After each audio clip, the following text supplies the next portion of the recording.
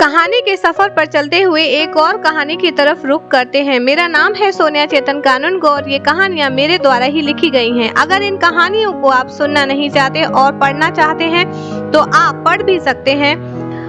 प्रतिलिपि पर आप इन कहानियों को पढ़ भी सकते हैं, लेकिन आज की भागती दौड़ती जिंदगी में इतना समय नहीं मिलता कि फोन को लेकर के पढ़ा जाए, इसलिए मैंने इन सभी कहानियों को अपनी आवाज दी है और आप तक पहुंचाया है। आप कभी भी कहीं भी इन कहानियों को सुन तो सकते ही हैं। तो चलिए शुरू करते हैं। इस कहानी का शीर्षक है वक्त की साजिश। सुबह से शाम हो गई थी। तुम कब आओगे निखिल? आज हमारी शादी की सालगिरह है, कम से कम आज तो इंतजार मत करवाओ। जाने क्या क्या सोच रखा था मैं, आज क्या क्या करने वाली थी। आज हम बाहर जाएंगे, एक दूसरे के साथ पूरा वक्त बिताएंगे। आज मैंने तुम्हारे पसंदीदा रंग की साड़ी भी पहनी थी। तुम्हें नीला रंग बहुत पसंद है ना? मुझे आज भी याद है हमारी शादी की वो पहली सालगिरह। मैंने तुम्हारे लिए सरप्राइज रखा था। पूरे घर को दुल्हन की तरह सजाया था। पूरा दिन मैं बस यही सोचती रही कि और मैं क्या करूं कि तुम बस खुश हो जाओ। सज धज के शाम को तुम्हारे लौटने का इंतजार कर रही थी, पर कब आंख लगी इंतजार में पता ही नहीं चला। जब दरवाजे की घंटी बजी तो आंख खुली, नजर सामने घड़ी पर गई, 2 बज रहे थे।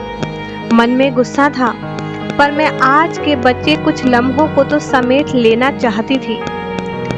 दरवाजा खोलते ही जब तुमने देखा तो मन किया जोर से चिल्लाकर तुम्हें सरप्राइज करूं, पर तुम जिस हालत में मुझे नजर आए, ऐसा लगा सब कुछ बिखर गया। तुमने शराब पी रखी थी। मेरी सारी खुशियां उस वक्त बिखर गई थी। तुमने केक को देखा और हैप्पी एनिवर्सरी और सॉरी कहकर अपने कमरे में चले गए। मैं नहीं भूल सकती वो रात, वो दिन। जाने क्यों आज दिल फिर से धक धक कर रहा है। कहीं वक्त अपने आप को दोहरा तो नहीं रहा? क्या फिर से निखिल मेरे लिए वही तोहफा देंगे? अचानक फोन बजा। कार्तिक का फोन था। भाभी आप कहाँ हो, जल्दी आ जाओ। वो निखिल। निखिल? क्या हुआ निखिल को? कार्तिक वो ठीक तो है ना? जल्दी बताओ, मेरा दिल बैठा जा रहा है। भाभी बस आप जल्दी आ जाओ। ये क्या हो गया भगवान, मुझे कुछ समझ में नहीं आ रहा था। बिना वक्त गवाए मैं भागी। ये भी भूल गई थी कि पैरों में चप्पल नहीं थी। आंखों से आंसू इतने बह रहे थे कि कार की चाबी भी ढंग से लग नहीं रही थी। जैसे तैसे मैं वहां पहुंची। हाल बदहाल था। एक पल में ऐसा लग रहा था कि दुनिया खत्म हो गई। मैं वहां पहुंची, चारों तरफ अंधेरा था। कार्तिक सामने खड़ा था। निखिल कहाँ है? मैंने पूछा। आप आओ भाभी मेरे साथ। जैसे ही मैं अंदर गई वैसे ही एकदम से उजाला हुआ। जाने कितनी लाइट्स की रोशनी मेरी आंखों को ओझल कर गई।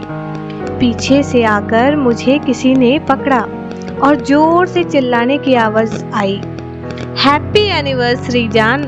पीछे पलटकर देखा निखिल। मैं बस रोए जा रही थी, क्योंकि अभी भी मेरे दिमाग में डरा देने वाला वो ख्याल घूम रहा था।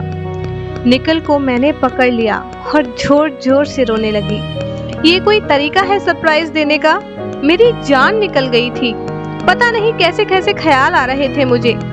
तो निखिल ने कहा, तुम्हारी जान मैं ऐसे कैसे निकलने देता?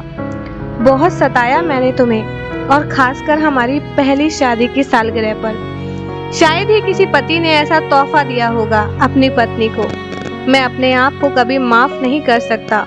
बस थोड़ी सी कोशिश की तुम्हारे चेहरे पर खुशी लाने की, और देखो फिर से आंसू ले आया। लेकिन आज मैं बहुत खुश हुई। वक्त ने खुद को नहीं दोहराया था। तो ये एक प्यारी सी छोटी सी कुछ लम्हों को समेट लेने वाली कहानी थी, जहां एक पत्नी इंतजार कर रही थी अपने पति का।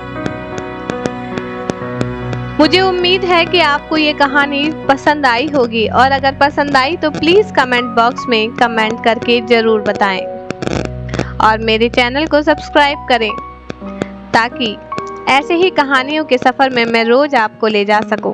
धन्यवाद।